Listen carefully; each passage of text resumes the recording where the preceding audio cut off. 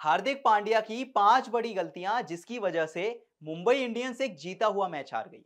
अब आप कहेंगे भला ये कैसे हो सकता है? एक टीम जिसने 277 रन बनाए यानी कि आईपीएल इतिहास का सबसे बड़ा स्कोर बनाया, आखिर उसे मुंबई इंडियंस कैसे हरा सकती थी? लेकिन अगर आपने ये पूरा मैच ध्यान से देखा होगा तो आपको समझ आएगा कि अगर 5 बड़ी गलतियां हार्दिक पांड्या ने नहीं की होती तो मुंबई इंडियंस बड़ी आसानी से यह मैच जीत जाती। तो चलिए शुरुआत करते हैं और सबसे पहले सबसे बड़ी गलती की बात करते हैं। और ये एक ऐसी गलती थी जो हार्दिक ने पिछले मैच में भी की थी, यानी कि पहला ओवर जसप्रीत बुमराह को ना देना। जसप्रीत बुमराह जो कि आपकी टीम के प्रोबेबली नंबर 1 गेंदबाज हैं। एक ऐसा मैच जहां पर आपके सभी गेंदबाज 11, 12 और 13 की इकोनॉमी रेट से रन कर रहे थे। वहीं पे जसप्रीत बुमराह एक ऐसे गेंदबाज थे जिन्होंने 9 के आसपास की इकोनॉमी से रन खर्च किए। वैसे 9 की इकोनॉमी बहुत ज्यादा है, लेकिन जब एक मैच में 277 रन बने हो तो 9 की इकोनॉमी बहुत किफायती है। और एक बार फिर वही गलती की जसप्रीत बुमराह ने। पिछले मैच में चौथे ओवर में अपना पहला ओवर डाला था और आज भी वही गलती हुई। जब एक एंड से ट्रेविस हेड लगातार बड़े-बड़े शॉट्स खेल रहे थे, अभिषेक शर्मा शॉट्स खेल रहे थे, जसप्रीत बुमराह को अटैक में नहीं लाया गया। पहले हार्दिक पांड्या सिर्फ 17 साल के क्वेना मपाका को लेकर आए, फिर खुद गेंदबाजी करने आए, फिर क्वाइटजिया को लाए और जसप्रीत बुमराह को अपना पहला ओवर मिला चौथे ओवर में जाके। इसके बाद यहां तक नहीं रुके हार्दिक पांड्या। जब इसके बाद भी जब ट्रेविस हेड सेट हो चुके थे, अभिषेक शर्मा सेट हो चुके थे, एनरिक क्लासन सेट हो चुके थे, इसके बाद भी जब जसप्रीत बुमराह को दूसरा ओवर दिया गया, तब तक सनराइजर्स हैदराबाद लगभग 200 रन बना चुकी थी और 14वां ओवर पारी का शुरू होने वाला था। जी हां, इतने लंबे गैप के बाद जसप्रीत बुमराह को उनका दूसरा ओवर दिया गया, जो कि बड़ी वजह था क्यों मुंबई इंडियंस की टीम ने फर्स्ट इनिंग्स में 277 रन कंसीड कर लिए। शायद जसप्रीत बुमराह थोड़ा-सा पहले आ गए होते तो वो ट्रेविस हेड को आउट कर देते, एनरिक क्लासन को आउट कर देते या अगर अभिषेक शर्मा को आउट कर देते, तो मैच का रुख पूरी तरह से पलट जाता क्योंकि सनराइजर्स के पास कोई 8 या 9 नंबर तक बल्लेबाजी नहीं है। इस टीम के पास अब्दुल समद थे, शाहबाज अहमद थे जो इस तरह से बल्लेबाजी नहीं कर पाते। लेकिन आपको विकेट चाहिए था क्लासन का, आपको विकेट चाहिए था ट्रेविस हेड का। और हार्दिक पांड्या की सबसे बड़ी गलती ये थी कि उन्होंने पहले जसप्रीत बुमराह को नई बॉल नहीं दी और फिर उनसे लगातार गेंदबाजी नहीं कराई। उनके लिए इंतजार करते रहे कि कब डेथ ओवर्स आएंगे, कब जसप्रीत बुमराह से गेंदबाजी कराई जाएगी।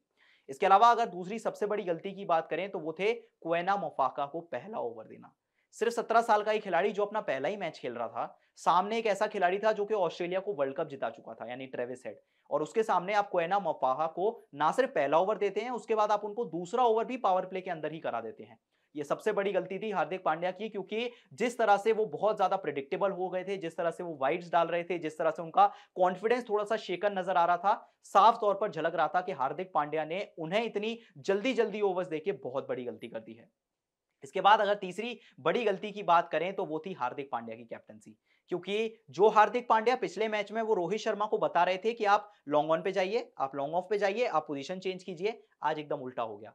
आज सिचुएशन हार्दिक पांड्या की फील्ड में ये आ गई कि रोहित शर्मा को कप्तानी करनी पड़ी। एक टाइम आ गया जब हार्दिक पांड्या को कुछ समझ नहीं आ रहा था कि किससे गेंदबाजी करानी चाहिए, क्या फील्ड सेटिंग होनी चाहिए। फिर रोहित शर्मा ने यहां पर रिस्पॉन्सिबिलिटी उठाई और सबसे पहले उन्होंने बॉलिंग चेंजेस करने शुरू किए, उन्होंने फील्ड सेट करना शुरू किया और उन्होंने एक बार फिर वही मूवमेंट दोहराया, क्योंकि उन्होंने हार्दिक पांड्या को कहा कि अब आप बाउंड्री पर जाकर खड़े हों। लेकिन इसके बाद यह पूरी तरह से साबित हो गया कि हार्दिक पांड्या आज as a captain, as a bowler, as a batsman पूरी तरह से फ्लॉप थे, पूरी तरह से क्लूलेस थे और उन्हें कुछ पता नहीं था मैदान पर कि किस टाइम पर किस तरह का डिसीजन लेना है। और सबसे बड़ा एग्जाम्पल इसका यह भी था कि मुंबई ने आखिरी ओवर करने के लिए एक ऐसे गेंदबाज को बुलाया जिसने पूरे मैच में सिर्फ एक ओवर किया था और उस गेंदबाज का नाम था शम्स मुलानी।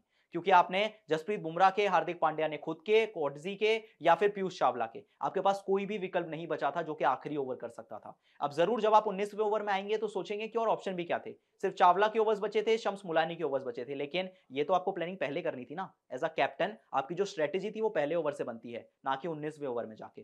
तो एक बहुत बड़ा यहां पर डिसएडवांटेज ये था कि हार्दिक पांड्या ने बॉलर्स को सही से यूज नहीं किया, जिसके बाद आखिरी ओवर शम्स मुलानी को आकर करना पड़ा। और इसके बाद अगर आखिरी और सबसे बड़ी गलती की बात करें तो वो थी हार्दिक पांड्या की बैटिंग।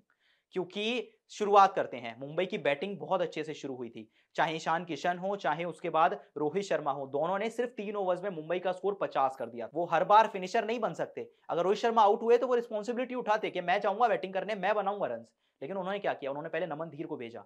उन्होंने ईशान किशन के बाद जब वो आउट हुए, जब रोहित शर्मा आउट हुए तो तिलक वर्मा को भेज दिया। अब यूजुअली वो ऊपर ही खेलते हैं, हार्दिक पांड्या नीचे ही खेलते हैं। लेकिन आज ही तो दिन था ना जब कप्तान को कप्तान वाला काम करना था। वो आते ऊपर, रन्स बनाते, जिस तरह से रन्स एनरिक क्लासन ने बनाए, जिस तरह से ट्रेविस हेड ने बनाए, वो आते ऊपर रिस्पांसिबिलिटी उठाते, कहते कि मैं रन्स बनाऊंगा आज।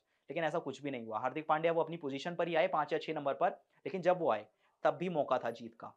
10 ओवर्स में जब तिलक वर्मा और नमन धीर आउट हुए तो 150 रन बन चुके थे और आखिरी 10 ओवर में आपको सिर्फ 120 रन बनाने थे। और जब 8 विकेट्स आपके हाथ में हो तो हर दूसरे दिन आप टी20 क्रिकेट में 10 ओवर्स में 120 रन बनते देखते हैं। लेकिन फिर हार्दिक पांड्या ने क्या किया? जिस पिच पर, जिस मैदान पर लगभग सभी बल्लेबाज 200 या 250 के स्ट्राइक रेट से खेल रहे थे, उसी मैदान पर हार्दिक पांड्या ने सिर्फ 20 बॉल में 24 रन बनाए और उनका स्ट्राइक रेट था सिर्फ 120 का। इसीलिए ये कहना गलत नहीं होगा कि चाहे हार्दिक की गेंदबाजी हो, चाहे उनकी फील्डिंग हो, चाहे उनकी बल्लेबाजी हो या फिर एज अ यूनिट हो, हार्दिक पांड्या पूरी तरह से फ्लॉप रहे आज के मैच में। और अगर हार्दिक पांड्या ने ये गलतियां नहीं की होती, तो शायद मुंबई इंडियंस की टीम ने आज एक यादगार जीत दर्ज कर ली होती।